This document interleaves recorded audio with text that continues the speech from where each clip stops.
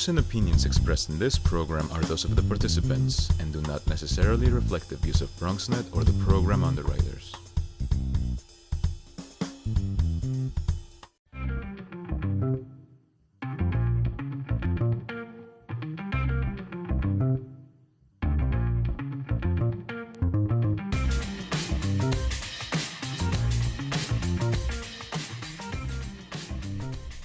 Hey everybody, here we are for the Bronx Buzz. It is our Thursday 6 o'clock get together. We do a Bronx roundtable of Bronx reporters to get an idea not only about what they're writing about, what they're covering, but also to learn more about them, where they're coming from. So when you read or see them on TV or read their blogs, for example, what we're going to do tonight, you'll get a stronger idea of who they are and kind of a fuller picture of our home borough of the Bronx.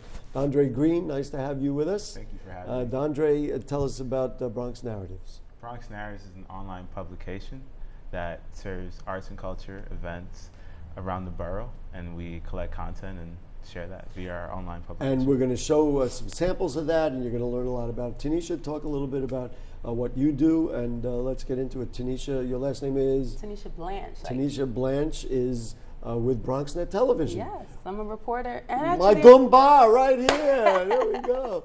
And so what do you do at BronxNet? I am a reporter for BronxNet, and I'm also a host/producer at Open University, for Open University. So let's start with you. We'll do ladies first, if Dondre doesn't mind. You have somewhat of a semi-extensive background in TV production, and so list some of the things you've done prior to coming to BronxNet Television. Prior to BronxNet, oh man, I started out initially at The Maury Show. I worked The Maury Show and The Trisha Show at the same time. Unfortunately, Trisha is canceled now, so that was that. After that, I moved on to The Wendy Williams Show. I loved The Wendy Williams Show, but throughout all these experiences, I realized that television, that part of TV was not for me. You were doing production, you were behind the scenes. Yeah, TV production, that was not for me. I got an internship at News 12, that's how I started, and I realized that I love journalism, and that's where it all flourished from there. I started out as an intern here at News 12, the Bronx, here in the Bronx, and then I moved on. After my internship, they hired me as an assignment editor, and then after that, I did that for a few months, then I moved on to be an associate producer. And then here on BronxNet, where you get to do this business. Yes, where I get to do on-camera reporting. What interests you and excites you about that? About reporting? Well, you said that journalism really is what's interesting to you, and also, of course, being on camera and telling those kinds of video stories. I love the rush I get from journalism. The rush? Yeah, the adrenaline rush. Believe it or not. Getting out there, getting the story, talking to people, or from the producing aspect, putting the story together, putting the broadcast together, writing it from my point of view, or listening to this side and that side and making it one complete story and breaking it down for the viewers to understand. Because a lot of people don't know that when writing TV news or TV anything, it's a totally different style of writing. So, you have to figure out that form of writing and simplify it down for the audience to understand. So just putting it all together and just making the story is what I love about journalism. What really always interests me when we met earlier tonight, actually I had never met Tanisha before this evening, and you were talking about being from elsewhere. In other words, you were not originally from the Bronx. We talked to a lot of people, Dondre and others, who are from the Bronx. So I'm always interested in you coming in to say, okay, I'm going to now cover the Bronx.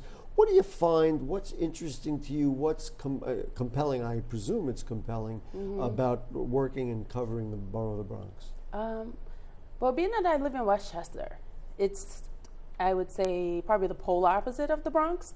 Very. I don't know how to take that. But okay. It's there's a lot of diversity here in the Bronx. There's a lot of Caribbeans, there's a lot of Hispanics, and there's a multitude of them. We have them in Westchester, but not as much as it is here, and there's much more there's a lot more heritage here in the Bronx. There's much more love here in the Bronx within these communities. That's what I mean. I was going to give you one fair warning from somebody who has covered the Bronx for a long time. Don't start listing the ethnicities because you did all of 2 and you probably got about 95 more to go. Exactly. But that's the beauty of it, of course. Yeah, and I really appreciate it, and I know Dondre appreciates it because that's what he works a lot on. When you say there's more love in the Bronx, explain what that means and how you discovered that kind of feeling. There's just love amongst the people, you know. People have passion. Yes, That's where I would put it. definitely say that. Where I'm from, where I live, there's everyone just comes home in their house and that's it. They wake up in the morning, go to work, and that's it. In the Bronx, you see people outside in the summer. You see kids running up and down the street. Everybody's someone's mother, you know. There's just much or they more. know somebody's mother or father. Exactly. Or you know, there's just so much more richness here, and that's what I love, and that's why I'm kind of excited that my beat is the Bronx. Right. You know, I'm going to put it in Bronx language. We be living, folks. That's what we're doing here in the borough of the Bronx. We are going to talk about, you had done a piece on the Get Down, which is this, I guess, controversial. I don't know if it's controversial, but it is this thing on Netflix. So we're going to put that aside. Aside from that, talk about some of the interesting stories you have covered that have motivated you, and you said, wow, that was interesting to do in the Bronx. Well, I definitely say my most interesting story thus far has been when I got to cover Senator Cruz when he came to the Bronx. Ted Cruz, when he was still running for president. Yes, when he was running for president. He came, it was in the South Bronx, and it was a rush of people from CNN, NBC, ABC. Certainly media, yeah. It was so many people, and I probably was the youngest journalist there. But I said, and I made up in my mind before I got there that I'm going to go and answer him a question. So I beat out everyone else. Did you got I one got in? my question in. Like this kind of thing? In his wow, face. Great. Mic in his and face. What was the question? We all want to know. Inquiring minds want to know. He mentioned that he was going to take away Obamacare. And for a lot of young folks like myself, Obamacare was very beneficial to me. I had my son under Obamacare. Right. So if without Obamacare, I don't know what would have happened. So I asked him, if he take away Obamacare, what is he going to replace it with? What is he going to do for several Bronx sites here question, that utilize something so important to them, that's healthcare? And his answer was? Well, he gave us the stereotypical political answer.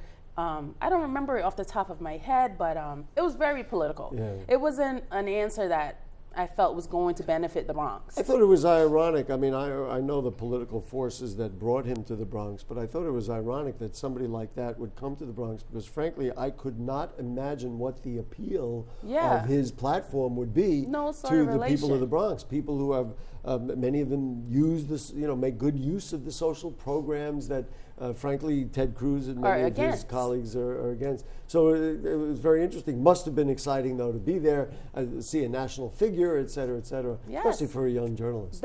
The youngest journalist in the crowd. So it was the rush. So what we want to do, just so people who might not have seen Tanisha's work, is show you this is a reel just of stuff you had put together so people could see what you do. Mm-hmm. So I'm going to do the drum roll, and I guess we're gonna cue it up and get the mice running on the wheel so we can see what Tanisha Blanche looks like on BronxNet television. Senator Klein and the Stand Up for Violence organization is making it their mission to make sure that guns are off the street and out of the community. Reporting from the Bronx, I'm Tanisha Blanche, BronxNet.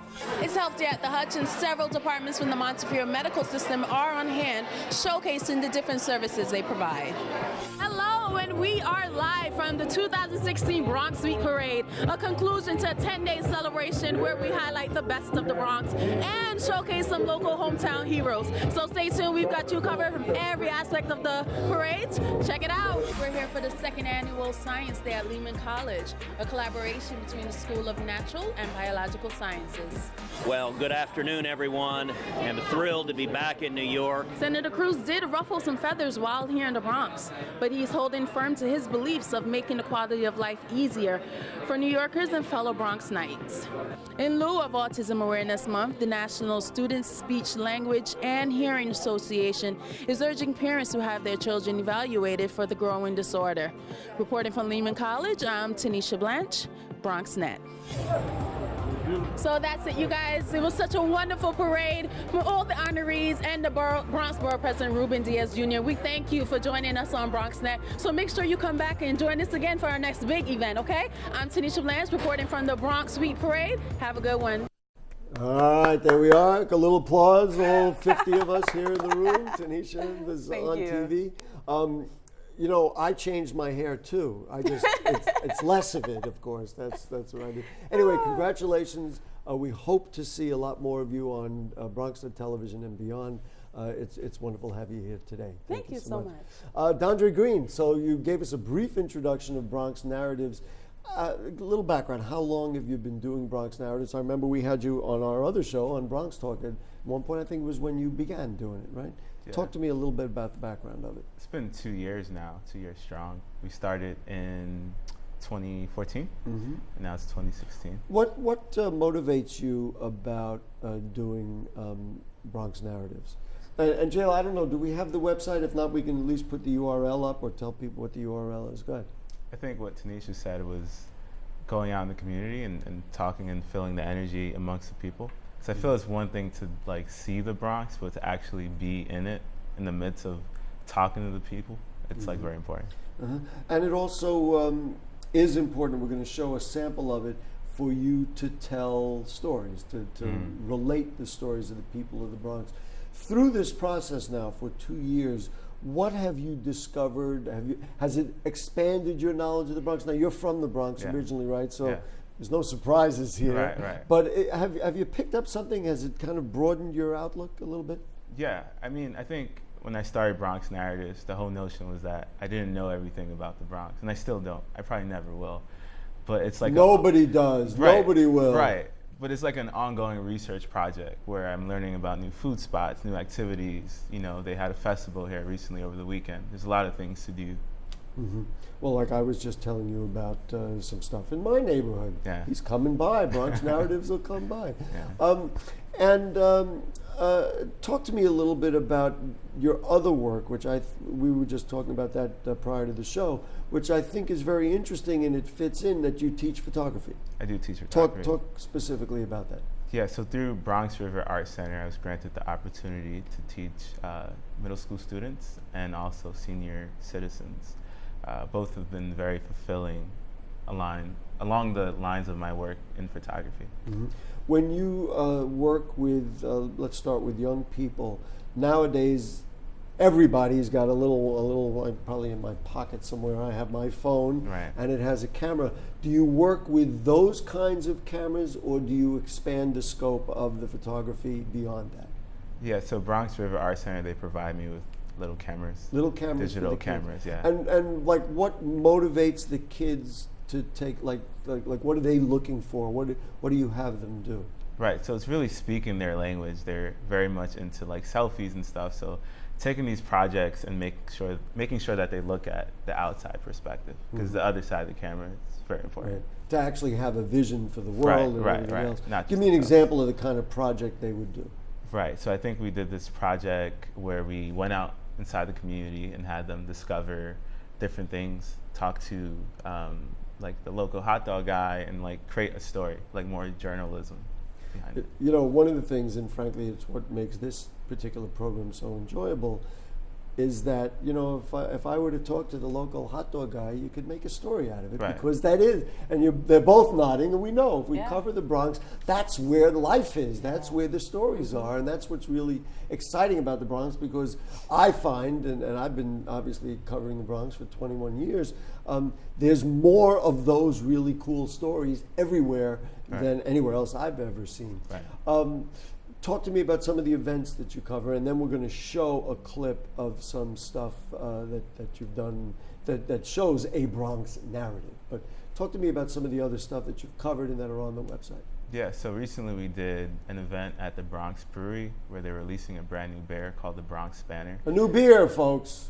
Go ahead, I'm sorry, I'm just promoting the beer. And they had DJ Lord Finesse come out, a few other well-known, Andre Trainer, the mural artist, come out, and it was quite the festivity. Yeah. I'll tell you, some of I saw a couple of pictures on there. And you take the pictures. Do you work with other people? Yeah, normally it's me. I have another group of photographers too, but normally it's me. So we're going to show something now. Why don't you give me a little background of the gentleman who was in there, put it in context of why you did him and what kinds of, how this fits into the kinds of narratives that you work on. Right, so I went to school, elementary school, with Mike Rich, who's a gentleman in the Co-op City Neighborhood Tales episode. And I reconnected with him at a photo walk I was throwing Bronx Narratives, oddly enough. And I found out he lived in Co-op City, which is not too far from me. And we found out that doing a Neighborhood Tales series on him, based on his experience there, would be great. And that's how that came. So Neighborhood Tales is kind of an interesting concept. It's just what we were talking about before. You'll pick somebody, in this case, somebody that you went to school with. I don't want to call somebody ordinary, but he's a Bronxite, and you just let him tell his tale and tell his story. Yeah. All right. So now a drum roll, please, ladies and gentlemen. That's my drum roll that I learned at Junior High School 143. And do we title this or anything? We just say it's a neighborhood tale. Neighborhood Tale, yeah. With the guy's name? Mike Rich. With Mike Rich from Bronx Narratives.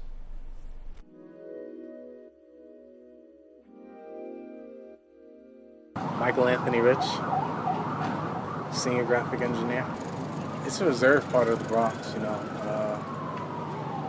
It's a bit more quiet than the rest of the Bronx. It's a lot of things are changing. For instance, in Pathmark, with like the health food section.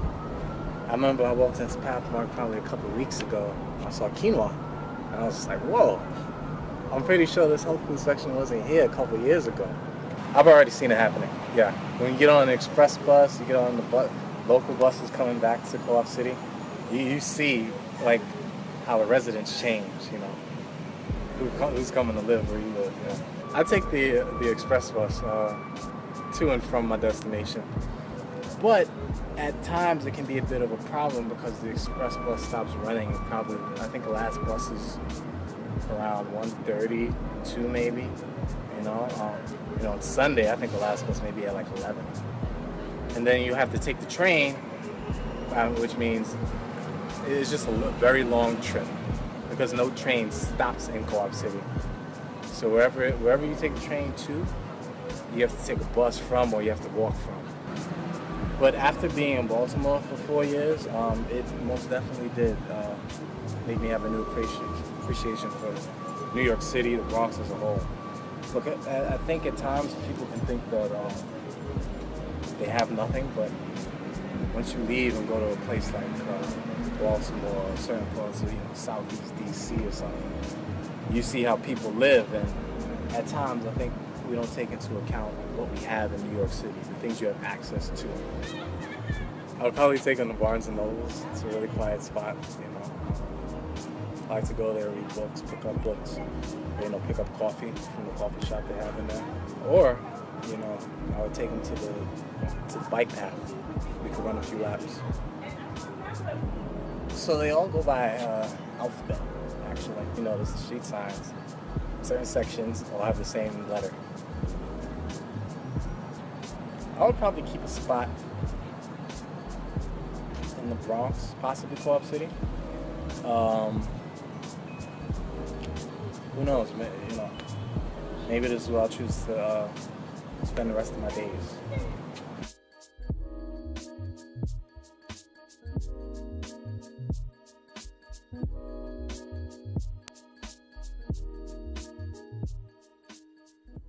Going to do the same. Everybody applaud. Come on, folks. Let's give them the cast of thousands. Thank you. Dondre, I was expressing to you while we were watching that I like the pictures. You know, you take some of the pictures. Yeah. Talk to me about how many you do, how many of these Bronx neighborhood tales that you do, and how you select what you ought to do. Because as we have clearly noticed, you could do, you know, 1.5 million of them. Right, right. I think we mainly try to focus on lesser known neighborhoods that don't really have a visual identity to them. So if I said Co-op City, most people probably hear about it or know about it, but haven't seen it. Or maybe have a vision that's not the same vision that he had, walking or Right. going down the bicycle pathway. Right. Or I didn't know things like that either. Yeah, I mentioned it, and you know, I never BS when we come to this show. Am I allowed to say that? in that he said in the beginning that he likes Bay Plaza because it's so quiet. As Tanisha said, he should get there on a Saturday afternoon. And do you have like one that's going to be the next one? Do we know where we're going next with Neighborhood Tales? We're actually going to Riverdale next. Oh, there you go. Yeah. You told me earlier you were at Lloyd's Carrot Cake. Is that what you're doing? I did. That's not the episode we're doing, but it's more along the Palisades. I see, which is just obviously gorgeous. Right. All right, we're going to take a break, then we're going to come back and we're going to talk about the Get Down and what it means or doesn't mean for the Bronx. That's the new Netflix series, and we're going to do all of that. That'll be our buzz of the week on the Bronx Buzz. We'll be right back. Hello, good people of the Bronx and beyond. Welcome to A Life in Art.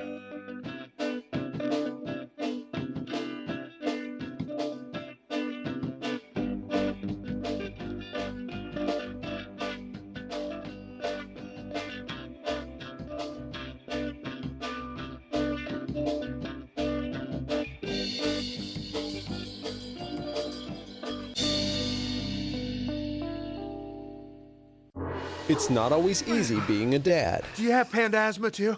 Does that run in the family?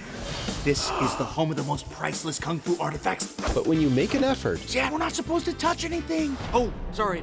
Go long, son. it's always worth it. Whoa, faster! The smallest moments can have the biggest impact on a child's life. Take time to be a dad today. I am gonna get you. I'm gonna get you. Call 877-4DAD-411 or visit fatherhood.gov to learn more. Okay, back with you on the Bronx Buzz. We're here with Tanisha Blanche and Andre Green. Tanisha is a BronxNet television reporter, and Andre does Bronx Narratives. The URL is bronxnarratives.com. Easy enough. All right, let's talk about the Get Down. You did a story about this Netflix series called The Get Down, which is a representation of the Bronx in Hip-hop in the Bronx. Hip-hop in the Bronx in the 70s. 70s. Talk to me about your impressions of it. It was nice. We really didn't get to see the movie, but it was nice interviewing the different cast members, and it was so ironic. What I really loved about the whole process is that they got one of the young. If you ever take the subway, and you must know the guys that get on the train and they say it's showtime, and then they start dancing and singing. They actually casted one of those guys. Oh, yes. That's cool. His name is Tremaine Brown. And what I really like about that is sometimes you sit in the subway and you watch these guys or girls, whoever it is, and you say, gee, they're so talented. Why aren't they on TV? So they put them on TV. What a coincidence. The casting director actually happened to be in that cart that day. And, he said, you should come and audition for this movie. And he actually got put in the movie, and he's from the Bronx. Right. He lives up in the Bronx. So let's be clear. It's not really a movie. It's a series, right? That's what it is. It's a six. Right now, it's a 6-part series. I think they're trying to get 6 more episodes, but right now, it's just a 6-part series. I saw the first one, and I'm going to give my impression. Did you see any of them? Actually, Did no. not. Okay. Dandre, your thoughts? You saw the first one? Yeah. Now, what'd you think? The writing, I wasn't too crazy about. I like the set designs, but I'm not sure how much of it was shot in the Bronx. It didn't keep me visually engaged. It didn't keep you visually engaged. Right. What did you think of the subject matter? Subject matter. In other words, did it work as a representation? Now, are you old enough? You're not really old enough to have been quite around in that the time. 80s. Yeah. Yeah. Well, I was, but. Right. So what did you think? Did you get a sense that it was? I'm making a very suggestive statement that it was realistic or not. They do reference 1520 Sedgwick Ave, which is where hip hop started, and DJ Kool Herc. So there are little tips of history that I did pick up. I did like the rapping scenes, the music, but it does fall in between the lines of this musical, but I'm not really sure if I could wrap my head around it. When I was there, they explained it as a musical, art, dance, drama, romance kind of movie. Right. Yeah. My sense, and I don't want to bash it because I think it's positive. There was nothing, we've seen so many of these documentaries and so many of these, representations of the Bronx that frankly I find are harmful. I don't think it was that. Maybe because I did live through it and I know I lived through what the Bronx was and looked like through those years. I just felt it was still a little bit stigmatized. Maybe I couldn't get past, all those, Fort Apache and all that other stuff. So I'm self-conscious, like many Bronxites are, about that.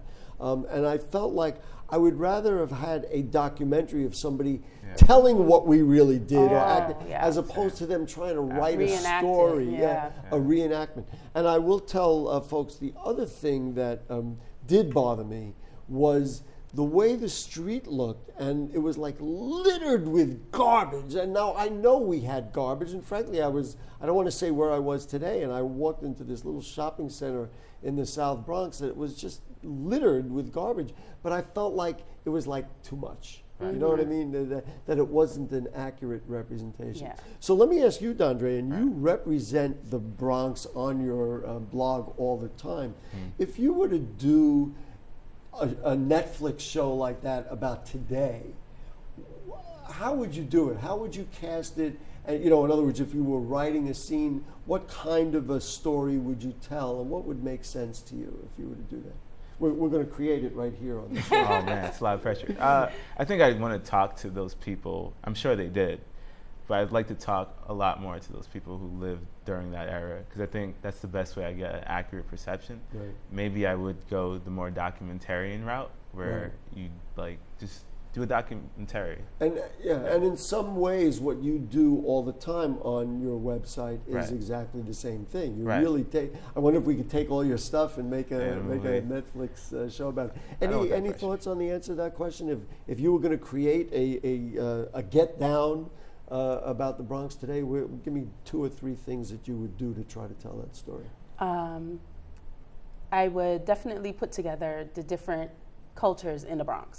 The different cultures, because with the different cultures comes different music, different personalities, different way of reaction. Food. So different food, exactly. So I definitely put it together with different cultures, and then I blend it and show how all of these people come together as one to live in one community. There you go. Or one very large, diverse community. I would go from a different angle, and I would do different neighborhoods, because from Cobb City to City Island to parts of this Mott Haven in the South Bronx to the West Bronx to the Northwest Bronx to the Northeast Bronx, we all have different neighborhoods. So I would do that and try to represent that. I have a feeling with your idea, my idea, we could really make a good show. We could get some money too. What a great idea. Anyway, Tanisha Blanche from BronxNet Television, thank you so much. D'Andre Green, check out BronxNarratives.com.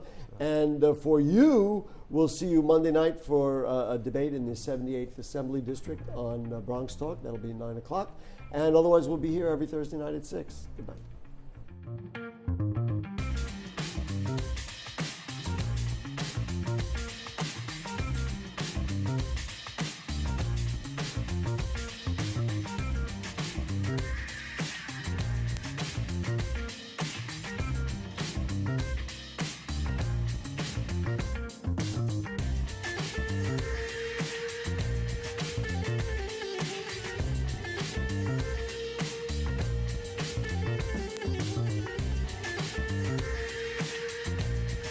Hamilton was